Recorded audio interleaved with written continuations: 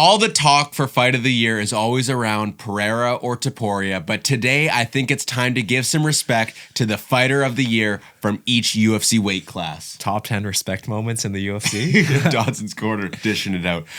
Couple of rules for today. So we and Lucas each have our fighter of the year for every division, and we did not include any champions because they would probably just dominate a lot of them. Yeah. So give the small fry a little chance. You know what?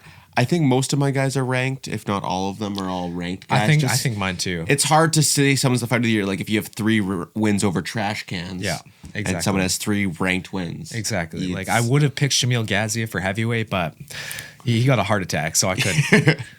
All right, let's start off in flyweight, Lucas. Who is your flyweight pick? My flyweight pick, I think this guy's the most valid. He's been the most active. In 2024, he had 4 fights. Charles Johnson. He's done great for himself. He's had wins over Azat Maksum, whoever that is, Jay Cadley, Joshua Van, and Sumudarji. That's a difficult one for me to pronounce, but, Sumudarji. So, plumbers? Well, actually, he's in the rankings now, so... Yeah, that is a good pick. Lucas was expecting me to have that one. We were talking about it before. Yeah, you love Charles Johnson. I do. I do think he's great. Yeah. But I went with Brandon Royval. All right. Wins over Moreno and Tyra. Like, that's a solid 2024. It's true. Like, those are 2 great flyweights. And, like, if I were to go back and predict, I'd probably pick them to both beat Royval. So, him getting out on top against both of them. Yeah. Pretty good year for him. I didn't realize he beat Moreno this year. That feels like... that was at the very beginning of the year on a fight night. Eternity ago. All right. For my bantamweight pick, I have Peter Yan. So he has wins over Song Yadong earlier this year at UFC 299 and Davison Figueiredo at UFC Macau. Those are 2 great wins. And before that, he was on, I believe, a 3-fight losing streak. So really, it looks like, it was looking like the downturn of his career. He was just getting really unlucky with a lot of decisions. And before that, he had that illegal knee over Sterling. So it was really rough for him. So it was really nice to have him a clean 2024 year. And he looked really great in both those fights. For bantamweight, I also had Peter Yan. You know what? It was a pretty weak division because the guy who really had the best year was probably Merab. And all the top guys seemed like they lost at least one fight. Like Sandhagen and O'Malley both lost. Yeah. Vera lost like 2 or 3. Figgy lost. Yeah. Yan was one of the only winners. It was Yan and Umar were like the only winners out of the top of bantamweight. And Jan's wins were by far better than Umar's. Yeah, it would have been Figgy for me 100% if he would have if he would have beat Yan, it's a different story. But yeah, I think this one, like, all of them have 2 fights pretty much. Yeah. And he had the best 2-fight win streak. Exactly. So not that much. We're really looking for resume here. We're not looking for how many spots they climbed but the thing is with that is usually if they climb up a lot of spots, they're getting a lot of wins over good competition. Yeah. All right, moving on to featherweight. This was probably one of the easier ones. Yeah, it's Diego Lopez. Yeah. He had a generational year. He had 3 fights in 2024. Sadiq Youssef at 300. Danny Gay stepping in on short notice at UFC 303, which was a close fight. And then Brian Ortega, which was a blowout for Lopez at UFC 306. I'm honestly surprised he didn't fight again at the end of the year. If he would have gotten a title shot, I could see him fighting at 100%. 310 or 311. Yeah, and like it just felt like, he looked good at 300, and then 303 was just weird with everything that went on there. You can't blame him too much. He still got the win, and that's all that mattered. 3 years from now, we're not going to remember how he got that win. We're just going to see that he got the win over Danny Gay. But UFC 306 was really his star performance. That was like, he is the real deal. Like, this guy is a future champion. Yeah, knocked Brian Ortega out and then woke him up with the other punch. It would have been nice to see him get a KO, but it was just domination. So I think it's good for him to get more experience against a high-level guy. All right, moving on to lightweight. This is a fun one. I think that we might have the same guy. Probably. Renato Moicano. Yeah.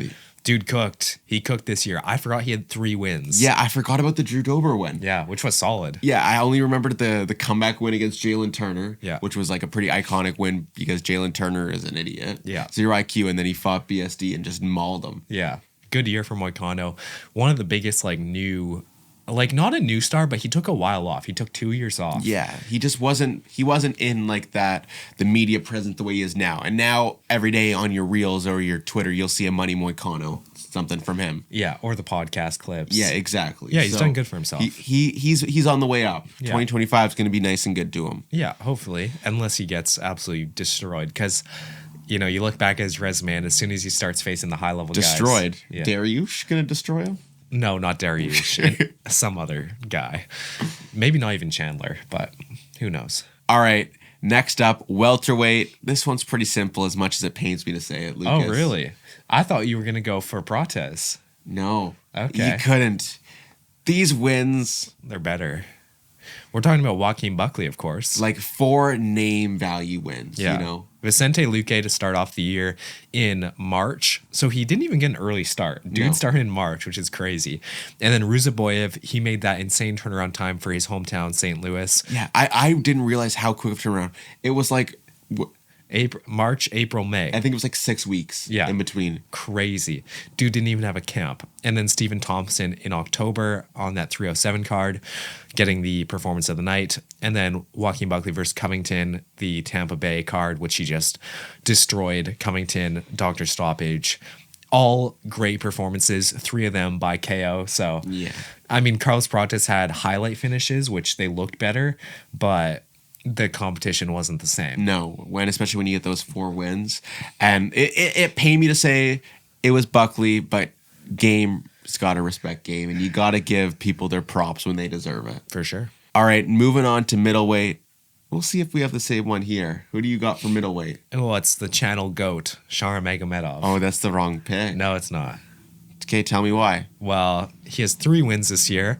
He's had 4 wins in the last calendar year. He's just been super active. He already has another fight scheduled for February. Dude does not slow down. So I really respect the amount that he's fighting.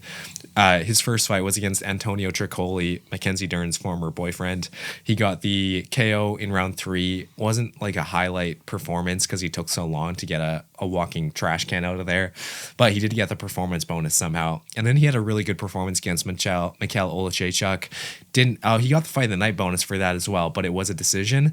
And then most recently, everyone remembers Armin Petrosian getting double back-fisted. That sounds so wrong. And he also got a performance of the night bonus. So he's been cooking this whole year. All right, let me tell you why you're wrong. Okay. This guy is my middleweight fight of the year. I guess he's underrated now.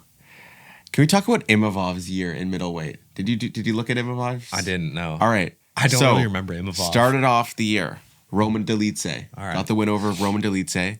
Then he goes and gets the win over Jared Cannonier.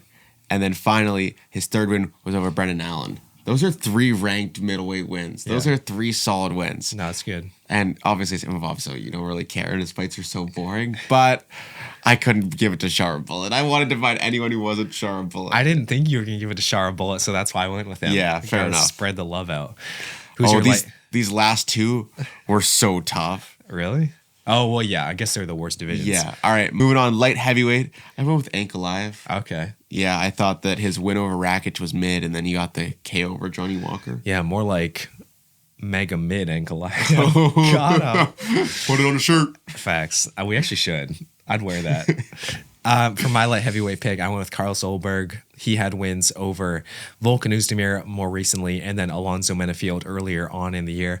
The reason I went with him is because they weren't as high ranked wins, but to be honest, the win over Rakic was just so mid from Ankalaev. Yeah, I didn't want to put Ankalaev, but like it was between him and Olberg, and I was like, Olberg just didn't do quite enough to give it to me. You know? That's fair. But Ankalaev, like in my opinion, he's expected to win a fight over Johnny Walker for Christ's sake, and then also Rakic, who's a trash top 5 light heavyweight.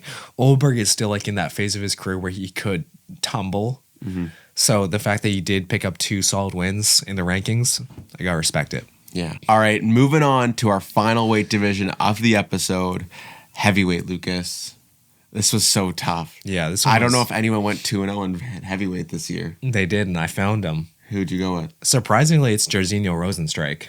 I looked at Rosenstrike, but his wins were mid. So he has a win over Shamil Gaziev early in the year. I think that was a heart failure win. Yeah. And then the win over Taito Ivasa, which it wasn't the most exciting matchup. It was a split decision somehow. And then he had a KO over Shamil Gaziev. So whatever, you know. I found a better heavyweight with 2 wins in 2024. Who? Alexander Volkov. Pavlovich and Gone. Yeah, sure.